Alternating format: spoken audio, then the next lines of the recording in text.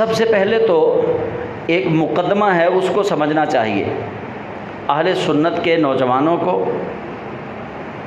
جو میلاد مناتے ہیں، اور ان لوگوں کو جو میلاد شریف نہیں مناتے، دونوں کو ایک مقدمہ جو ہے پہلے اس کو سمجھنا چاہیے۔ مقدمہ یہ ہے کہ میلاد یہ اس میں ظرف ہے۔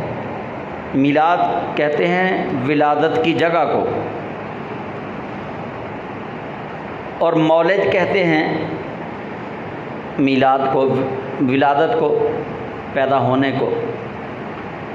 تو نبی کریم رؤوف الرحیم صلی اللہ علیہ وآلہ وسلم آپ کے امتیوں نے المولد النبی پہ کتابیں بھی لکھی، المولد النبی پہ کتابیں بھی موجود ہیں حضور کی ولادت پر، ولادت نبی پر۔ مولد کا معنی ولادت ہے، میلاد کا معنی ولادت کی جگہ، چونکہ یہ اس میں ظرف ہے۔ اب دیکھنا یہ ہے کہ ہم نے میلاد نام کس چیز کا رکھا ہے۔ عرف کے اندر یہ قاعدہ اور کلیہ ہے، تمام مسالک کے علماء بلکہ تمام مذاہب کے علماء اس بات پر ایگری ہیں کہ عرف عام کی، مجازی معنی کی، عوام میں مشہور جو لفظ ہو جائے جس کام کے لیے، اس کی حیثیت بن جاتی ہے، اس کی حیثیت بن جاتی ہے۔ اب آپ دیکھیے، میں آپ کو بتاتا ہوں، لفظ ہے دلہ، اگر اس کو ضاد کے ساتھ پڑھیں گے ضل، اس کا معنی ہے گمراہ۔ اگر اس کو دلہ کو دال اور لام کے ساتھ پڑھیں گے تو اس کا معنی بنے گا دلیل۔ لیکن ہمارے ہاں عرف عام میں جب کسی کو دلہ کہا جاتا ہے تو ہم اس سے گالی مراد لیتے ہیں، حالانکہ دلہ لفظ نہ تو اردو کے اندر گالی، نہ عربی زبان میں گالی، لیکن ہمارے ہاں عرف عام بر صغیر پاک و ہند میں اگر ہم کسی کو دلہ کا لفظ بول دیں تو وہ فوراً خفا ہو جائے گا، وہ ناراض ہو جائے گا کہ مجھے اس نے گالی دی ہے۔ چونکہ یہ ہمارے کلچر میں بر صغیر پاک و ہند میں اس لفظ کو گالی سمجھا جاتا ہے، اس لیے ہم یہ لفظ عام طور پہ کسی اپنے بھائی کو نہیں کہتے، ڈرتے ہیں کہتے ہوئے۔ اسی طرح اس کو کہتے ہیں عرف عام، کہ عام عوام جو ہے وہ اس لفظ کو کیسا جانتی ہے۔ عرف عام، عرف کا مطلب پہچان، عام کا معنی عوام، عوام کیسے پہچانتی ہے۔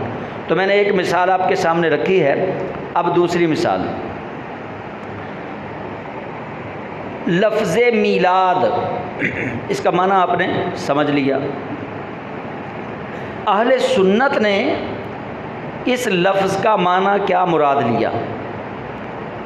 بر صغیر پاک و ہند کے لوگوں نے اس لفظ کو کس معنی میں جمع کیا؟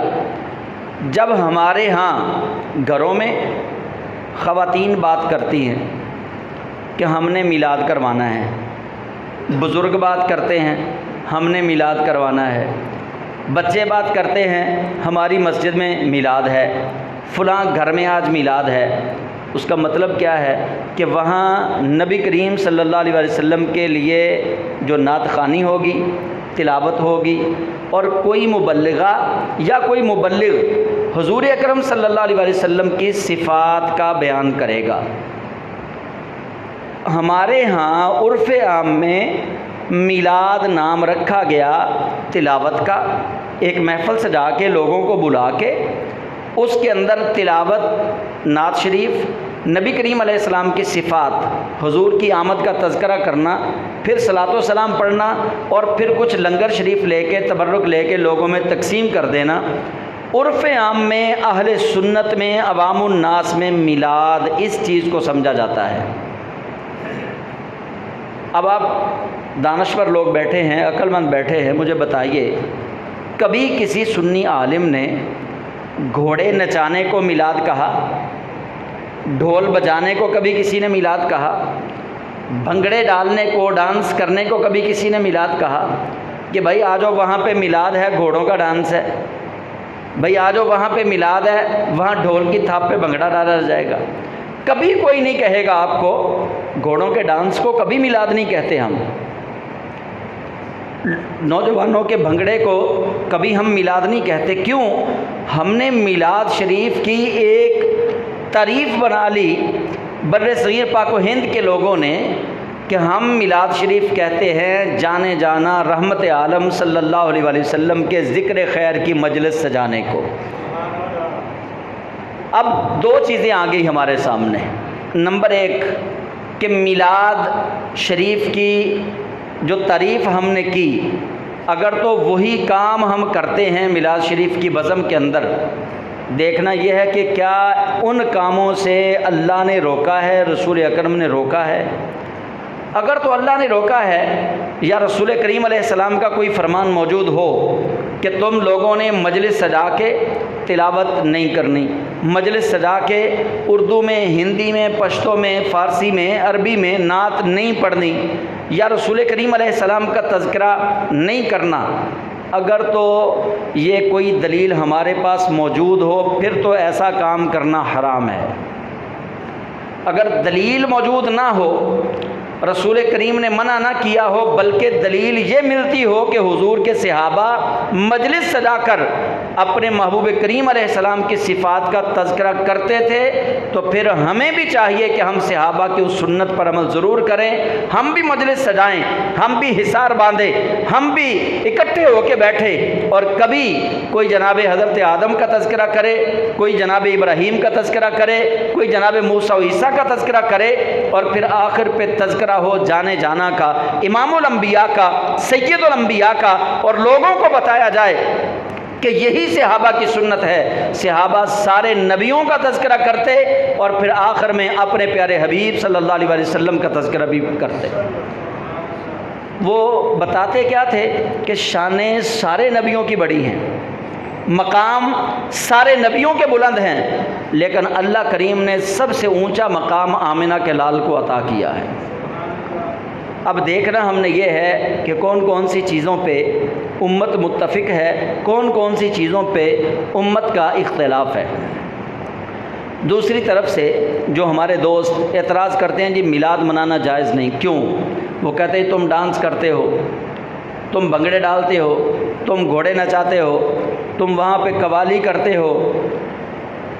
اہل سنت و جماعت میں ہر سنی خطیب، ہر سنی عالم، ہر سنی مفتی اپنے اسٹوڈنٹس کو یہ سمجھاتا ہوا نظر آتا ہے کہ بھائی میلاد شریف منانا ہے لیکن راستہ نہیں روکنا، میلاد شریف منانا ہے لوگوں کو تنگ نہیں کرنا، میلاد شریف منانا ہے لیکن گھوڑے نہیں نچوانے، میلاد شریف منانا ہے لیکن ڈانس اور بھنگڑا نہیں ڈالنا، میلاد شریف کرنا ہے لیکن قوالی اور گانے نہیں بجانے۔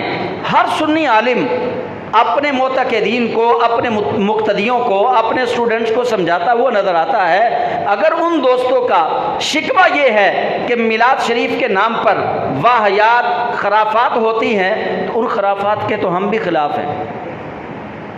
ڈھول کے ہم خلاف، بھنگڑے کے ہم خلاف، ڈانس کے ہم خلاف، راستہ روکنے کے ہم خلاف، چوری کی بجلی کی لائٹنگ کرنے سے ہم اس کے بھی ہم خلاف، کسی کو تنگ کرنے سے یہ بھی ہم روکتے ہیں۔ اور ہم تو یہ بھی نہیں کہتے کہ میلاد شریف کا جلوس کسی کو جلانے کے لیے نکالا جائے، یا نعرہ رسالت کسی کو جلانے کے لیے لگایا جائے، یا سرکار کی آمد مرحبا کے نعرے کسی دوسرے مسلمان کا دل دکھانے کے لیے لگائے جائیں۔ ہم تو یہ تعلیم ہی نہیں دیتے۔ ہم تو کہتے ہیں کہ میلاد شریف مناؤ۔ مطلب کیا ہے؟ مطلب یہ ہے کہ درود شریف کی کثرت کرو، تلاوت کلام پاک کی کثرت کرو، ایک مجلس سجاؤ، باقاعدہ طور پر کسی عالم کو بلاؤ جو صحیح روایات کی روشنی میں رسول خدا سرور انبیاء صلی اللہ علیہ وسلم کی ولادت کا تذکرہ کرے۔